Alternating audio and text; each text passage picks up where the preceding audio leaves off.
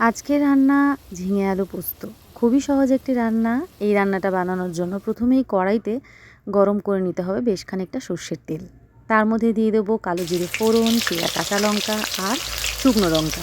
তারপরে দিয়ে দেবো কেটে রাখা আলু আর ঝিঙে। আলু আর ঝিঙে দেওয়ার পর তার মধ্যে দিয়ে দেবো পরিমাণ মতন হলুদ আর নুন।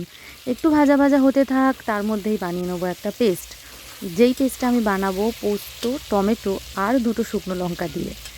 একটু ভাজা ভাজা হয়ে গেলেই তার মধ্যে দিয়ে দেবো আমি পেস্টটা দিয়ে বেশ খানিকক্ষণ নাড়তে হবে। এর মধ্যে আমি আর এক্সট্রা জল ব্যবহার করব না, কারণ পেস্টের মধ্যেই রয়েছে বেশ খানিকটা জল, আর ঝিঙেও একটু জল ছাড়বে। তাই আর এর মধ্যে জল দেব না, কারণ ঝিঙে বেশি গলে গেলে এটা খেতে একদম ভালো লাগবে না।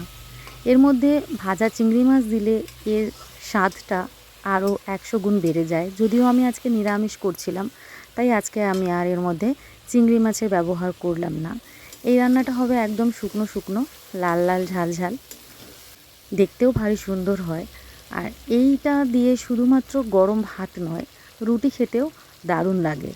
খুব কম সময়ে হয়ে যায়, খুব সুন্দর হয় খেতে।